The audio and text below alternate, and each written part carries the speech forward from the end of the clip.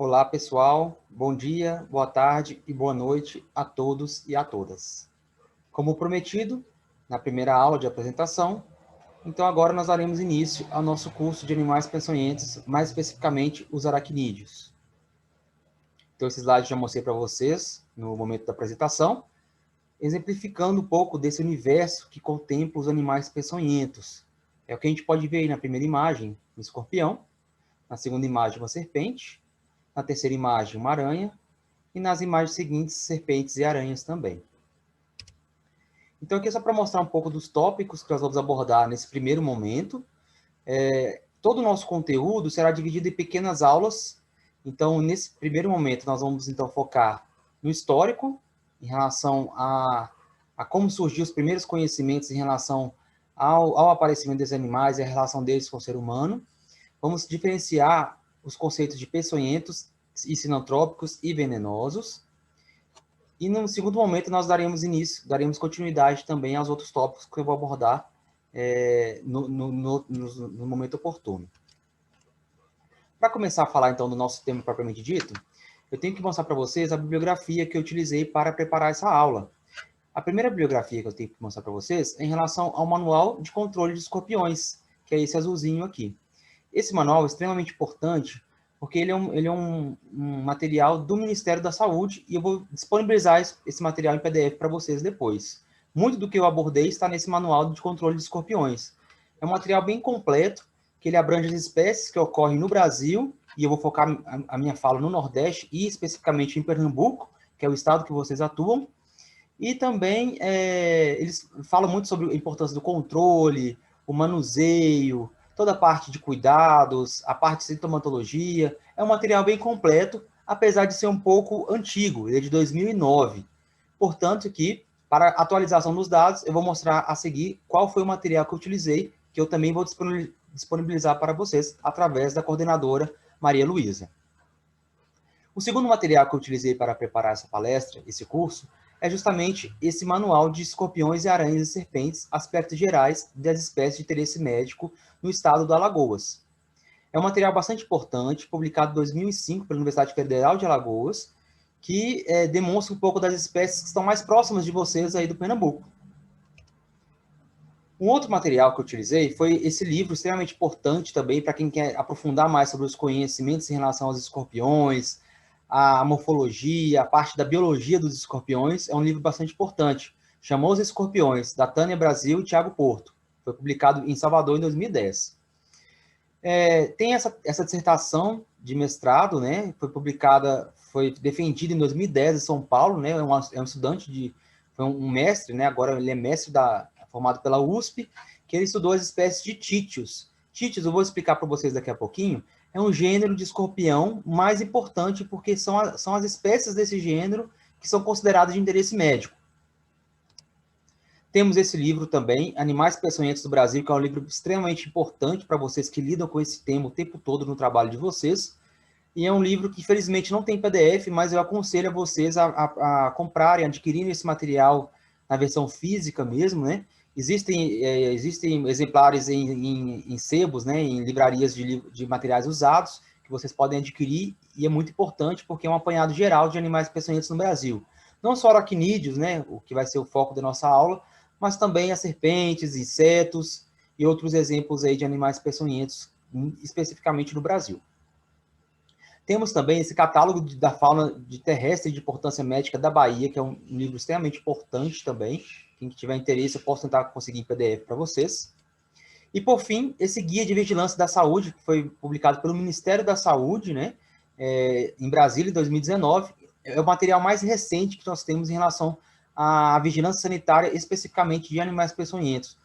Dentro desse manual também tem outros temas, mas eu vou deixar disponível para vocês esse material filtrado apenas na nossa parte de interesse, que é os animais peçonhentos, de maneira geral, que tem também incluso a parte dos escorpiões.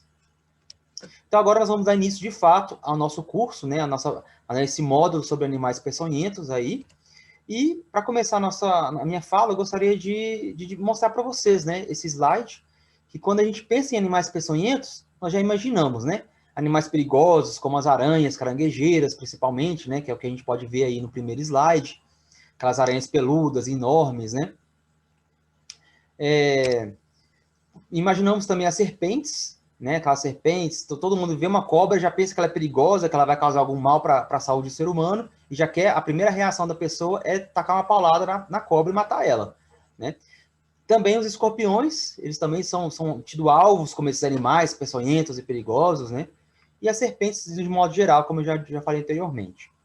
Porém, eu quero mostrar para vocês que não são só esses animais que são considerados perigosos, não são só os animais peçonhentos. Temos, por exemplo de aves, que são extremamente venenosas, como é o caso dessa imagem que eu trouxe para vocês, que é uma ave do gênero Pitorrui. Ela é uma ave endêmica da Nova Guiné. O que é uma ave endêmica? O que é uma espécie endêmica? Nada mais é do que uma espécie que só ocorre naquele local. Ela é específica de um determinado local. Então, essa ave da espécie Pitorrui, do gênero Pitorrui, ela é uma ave que só ocorre na Nova Guiné, que é um território próximo à Austrália. E esse animal, ele tem, na sua pena, na sua pele, ele libera toxinas extremamente venenosas que causam a morte, né, para os predadores que tentam se alimentar desse animal, como forma de proteção também. Então, a intenção de mostrar essa imagem para vocês é de mistificar isso, que só os animais peçonhentos são perigosos. Existem animais que não são peçonhentos, mas que são perigosos também. Temos o exemplo do ornitorrinco, essa outra imagem aqui à esquerda, né, à direita da tela de vocês, que é um mamífero, né, que bota ovos, né? É um animal endêmico também, mas porém da Austrália, e os machos, eles apresentam esporões nos membros posteriores que têm associação, então, a veneno, a glândula de veneno. Então, são animais extremamente venenosos também. E essa relação dos animais com o ser humano, que o ser humano também é uma espécie animal, né? Mas quando eu falo animal, é a espécie não humana, são as espécies animais não humanas, né? Então, desde os primórdios, o ser humano convive com animais de diversas formas, diversas espécies, seja para diversos motivos, como, por exemplo, caça ou convívios afetivos mesmo, a domesticação. Um exemplo disso que a gente pode trazer para vocês é justamente as figuras rupestres, que demonstram muito dessa relação dos nossos primórdios, dos nossos ancestrais, com os animais. Então, eu trouxe aí para vocês, nesse slide, mostrando, então, a imagem do Parque Nacional de Catimbau, que fica aí no sertão e no agreste pernambucano, mostrando justamente isso, né? Nessas figuras rupestres, né, que é um sítio arqueológico extremamente importante que existe nesse Parque Nacional do Catimbau. E nós temos, então, exemplos de desenhos centenários aí que refletem, então, essa relação com o homem e os animais, seja por vínculo afetivo ou seja por vínculo de caça, de alimentação. Aqui eu trouxe para vocês relatos, né, no começo da colonização brasileira pelos portugueses, né? Então nós temos aí relatos da carta do padre José de Anchieta enviando a Portugal sobre acontecimentos que ele percebeu aqui no Brasil. E num desses trechos ele fala assim: em primeiro lugar, há diversos gêneros de cobras venenosas, e cuja mordida mata no espaço de 24 horas. E ele continuou falando a partir dessa mesma carta. Outros gêneros se chamam boi-sininga, isto é, cobra que soa. Quando mordem, acabou-se. Paralisam o ouvido, a vista, o andar e todos os movimentos. Então, nesses trechos antigos, né, de cartas antigas que refletem a colonização brasileira, já demonstra a relação dos animais peçonhentos com o ser humano, né? Então, mostra aí que o padre percebeu que tem uma cobra que soa, né? Já estava se referindo à jararaca, né? Que ela faz um barulho, que quando ela pica, paralisa todos os membros, todos os músculos, né? Então, já tinha essa coisa da sintomatologia desses acidentes. Então, isso é coisa histórica mesmo, que acompanha a história da humanidade também. Um outro exemplo dessa relação que eu trouxe para vocês é de uma carta da princesa Isabel em seu diário, de 1884. Ela escreveu assim: saí de manhã a pé com os meninos para uma pescaria, num remanso, mas antes de duas pequenas jararacas que já formavam um bote para o Pedro. Graças a Deus, alguém avistou-as e gritou a tempo. Então, aí já demonstra, né, nos diários da princesa Isabel, que já existia essa relação, esse reconhecimento de um animal que faz um bote, que demonstra que vai atacar se ele se sentir ameaçado, já demonstra o perigo também desses animais com crianças, né? Então, é tudo isso que nós vamos abordar durante a nossa fala aqui em relação aos animais peçonhentos. Então, eu falei muito de animais peçonhentos, falei dessa parte histórica, né, que é extremamente importante, e eu tenho que falar também dos animais sinantrópicos. São conceitos, pessoais, básicos que são extremamente importantes para darmos continuidade ao nosso assunto aqui abordado nesse módulo desse curso para vocês. Então, os animais sinantrópicos nada mais são do que aqueles animais que dividem o mesmo espaço físico com o animal humano, com o ser humano, com o homem e a mulher. Então, os animais sinantrópicos, eles são aqueles que nós vemos no nosso dia a dia, nas cidades, nos centros urbanos, como, por exemplo, os pardais, as formigas, as baratas, as traças, as lagartixas, né? Então, são esses animais, né? O próprio nome já diz, né? Sempre quando a gente se refere a termos biológicos, a termos conceituais, se a gente conseguir entender o significado da palavra, já se remete muito ao que aquilo quer dizer. Então, sinantrópico significa isso, né? Sim significa juntos, trópico significa ao ser humano. Então, nada mais são do que aqueles animais que vivem próximo, que vivem no mesmo espaço, que compartilham do espaço físico com o ser humano. Então, por que existem animais sinantrópicos, e principalmente animais sinantrópicos de interesse médico, que são aqueles animais que podem causar algum prejuízo para a nossa saúde se nós tivermos contato através de picada, de mordida, de ferroada, ou assim sendo, né? Primeira coisa, primeiro motivo de existir essa relação são as atividades exploratórias não planejadas do homem. Ou seja, o homem chega num determinado local natural, preservado, e começa a desmatar esse local, começa a construir, começa a ocupar esse território. Então, essas atividades exploratórias que geralmente não são planejadas, recursos naturais, exploração de recursos naturais, construções de grandes obras civis, gera então essa proximidade do ser humano com esses animais chamados de animais sinantrópicos, que se adaptam muito bem às alterações antrópicas, às alterações causadas pelo ser humano. E além disso, além de ter essas atividades exploratórias não planejadas do homem, o próprio modo de vida, o comportamento de vida do ser humano também culmina nessa relação de proximidade com os animais sinantrópicos. Como, por exemplo, o acúmulo de materiais de todas as espécies, principalmente alimentos e materiais de construção. Então, é muito comum, quando nós andamos pelos centros urbanos, percebemos aqueles terrenos baldios cheios de materiais acumulados, de entulhos, de alimentação também jogada de maneira incorreta no ambiente, né? Tudo isso culmina, então, para que os animais sinantrópicos vivam bem adaptados ao convívio com o ser humano. E é nesse momento que pode ocorrer os acidentes com as picadas e tudo mais, que a gente vai falar sobre isso daqui a pouquinho. Então, essa convivência pode resultar em acidentes, né? Em relação a acidentes com as serpentes, né, que é um grande exemplo de animal peçonhento, né, é mais comum em regiões menos urbanizadas, justamente porque são animais que dependem de ambientes mais preservados para poder, então, exercer suas atividades. E as aranhas e escorpiões resultam em maior número de acidentes em regiões mais urbanizadas, justamente porque são animais que têm facilidade de se adaptar a essas alterações ambientais causadas pelas ações do homem, do ser humano, do homem e da mulher. Então, aqui tem uma escala histórica, né, de como surgiu essa parte dos estudos de animais peçonhentos no Brasil, né? Então, começou com um pesquisador chamado de Vital Brasil, a partir do ano de 1901, a qual teve o início do desenvolvimento do soro antiofídico, né? Quando a gente fala soro antiofídico, nada mais é do que o soro contra o veneno de picadas de serpentes perigosas, né? Então, é um método do corpo da pessoa se responder a esse contato com esse veneno através do soro e conseguir e ter chances de sobreviver. Então, o início se deu através de boletins de observação para acidentes ofídicos. Ele publicou esse trabalho, né, mostrando como acontecem os acidentes por serpentes no Brasil, né? E a partir na década de 70 e 80, teve uma crise da produção de soro. Por ter essa crise na produção de soro, por falta de investimento na produção de soro no país, houve grande número de mortes de homens e crianças por falta de soro. Então, no final da década de 80, o Ministério da Saúde criaram um programa chamado de Programa Nacional de Controle de Acidentes por Animais Peçonhentos. Foi um programa extremamente importante que culminou em outros programas que hoje em dia estão presentes aí, né? São comumente encontrados nas secretarias do Ministério da Saúde, né?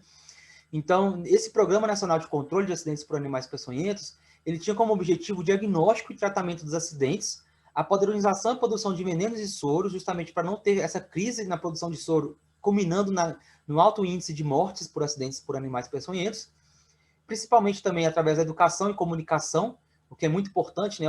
É uma parte do trabalho de vocês como agentes da saúde, agentes comunitários fazem, é justamente isso, né? Lidar com a educação, com a comunicação, É a preservação, é como se fosse o cuidado antes de acontecer os problemas para não chegar, então, a superlotar os estabelecimentos de saúde. Então, esse método preventivo é extremamente importante justamente para isso, né? E além de todo esse trabalho, esse programa nacional, ele também tinha como objetivo distribuir geograficamente as espécies, principalmente serpentes, no país, para ter, então, essas ações de educação ambientais mais direcionadas de acordo com as espécies. Então, aqui eu trouxe um gráfico para vocês, né, mostrando isso, mostrando que teve um aumento, né, no número de óbitos, principalmente por acidentes por serpentes. Então, a gente consegue perceber, né, que eu estou apontando aqui no mouse para vocês, que aqui nesse pico, né, foi no final da década de 80, a qual, então, teve um declínio nesse número de animais, de óbitos, né? A gente pode ver que passou de 250 óbitos em 1985, 86, aí, no final da década de 80, que teve esse programa, então, do Ministério da Saúde, né, focando, então, o controle desses animais de acidentes. Então, teve uma queda brusca aí a partir desses anos, justamente porque percebeu-se a importância desse tipo de trabalho para evitar que ocorram acidentes. Então, gente, eu falei muito em relação a animais sinantrópicos, animais peçonhentos, animais de interesse médico, mas é importante falar também que animais venenosos são diferentes de animais peçonhentos, né? O foco do nosso encontro aqui, do nosso módulo, é justamente os animais peçonhentos, né? Então, é diferente, é bom a gente ter em mente que animais venenosos são diferentes de animais peçonhentos, né? Animais venenosos, propriamente ditos, são aqueles que não apresentam um aparelho inoculador para inocular esse veneno produzido por essas glândulas de veneno. Já os animais peçonhentos, não. Os animais peçonhentos, além deles terem as glândulas de veneno, eles terão que ter um aparato inoculador, que é chamado de peçonha, por isso são ditos como animais peçonhentos. Então, aqui só para mostrar para vocês, né, uma imagem mostrando a diferença disso, né? Nós temos aqui um exemplo de um sapinho, né? Os sapinhos são muito comuns na região amazônica e são extremamente venenosos, a sua pele é coberta por glândulas de veneno, e esses animais são considerados como animais venenosos. Não quer dizer que eles são animais peçonhentos, porque eles não inoculam esse veneno produzido no seu tecido epitelial, na sua pele. Já diferente das aranhas, né, que a gente está vendo aqui uma aranha madeira, né, já armando esse bote. Então, essa aranha, desculpa, não é uma aranha madeira, que é uma aranha caranguejeira, que também tem essa característica de armar o bote, né, quando ela se sente ameaçada. Então, essa característica de armar, de mostrar que tem um aparato de defesa, é típico dos animais peçonhentos, né? Então, a gente pode ver aqui a quelícera, né? Esse aguilhão, que a gente chama de aguilhão associado às quelíceras, que são as estruturas associadas à boca para alimentação, que vai servir também como proteção para esses animais contra predadores. E também as serpentes, né? A gente pode ver aqui uma dentição solenóglifa, que nada mais é do que essa dentição nessa parte mais para frente do aparelho bucal desses animais, né? Que é muito comum a gente imaginar um animal peçonhento, já imagina nessa imagem aqui, né? Da serpente abrindo esse dente, então mostrando que ela é perigosa, que se você chegar perto, ela vai atacar. Então, esse primeiro momento da aula, eu queria trazer isso para vocês, esses conceitos básicos para darmos continuidade ao nosso módulo. E eu queria deixar aqui para vocês uma reflexão, né? Não é porque o animal é peçonhento que ele vai querer te picar. Já também para a gente desconstruir isso e passar isso para a população que a gente trabalha também. Por quê? Porque geralmente as pessoas pensam que a cobra tem a peçonha, tem o aparelho inoculador de veneno, tem as glândulas de veneno e quer picar a pessoa, quer fazer maldade com a pessoa. Não tem isso, pessoal, não tem isso. Os animais, eles não querem te picar. Eles demonstram essa característica comportamental de defesa justamente porque ela está se sentindo ameaçada. Se ela se sentir ameaçada, ela vai se defender, porque ela quer sobreviver. Ela tem instinto de sobrevivência. Então, a serpente, quando ela arma um bote, por exemplo, uma jararaca, não quer dizer que ela armou o bote para te picar. Ela armou o bote para se defender. E biologicamente falando, é muito caro para o animal peçonhento gastar o seu veneno, porque são estruturas extremamente complexas, estruturas proteicas, com várias macromoléculas, que demandam muita energia do organismo para poder produzir. Então, o animal, quando ele arma esse bote, ele quer fazer de tudo para não gastar esse veneno, porque ele sabe que isso vai custar caro biologicamente para ele. Então, o animal, quando ele arma um bote, é um método já de falar assim, olha, eu estou aqui armando um bote, não chega perto. Se você chegar mais perto e eu sentir que você vai me ameaçar a minha vida, eu vou te atacar. Assim como as aranhas e os escorpiões também. Então, isso já é um alerta que o predador, ou o organismo, ou o indivíduo que está causando alguma ameaça, vai se afastar e vai parar, então, de causar ameaça para esse ser vivo, né? Mas, então, isso não quer dizer, nós temos que desmistificar isso. Não quer dizer que o animal vai picar, que toda cobra quer picar você, tem que matar todas as cobras, tem que matar todas as aranhas, tem que matar todos os escorpiões. Não é assim. Eles não querem te picar. Eles só vão te picar se sentirem ameaçados por alguma ação, por algum comportamento que você demonstrar a eles. Bom, então esse é o primeiro momento da nossa fala aqui com vocês. Espero que vocês tenham gostado. Não meçam esforços em entrar em contato comigo se tiverem alguma dúvida, tá ok? Nas próximas aulas continuaremos nosso assunto e vamos, de fato, começar a falar sobre a biologia dos escorpiões. Então, espero vocês até a próxima aula. Um abraço a todos e a todas.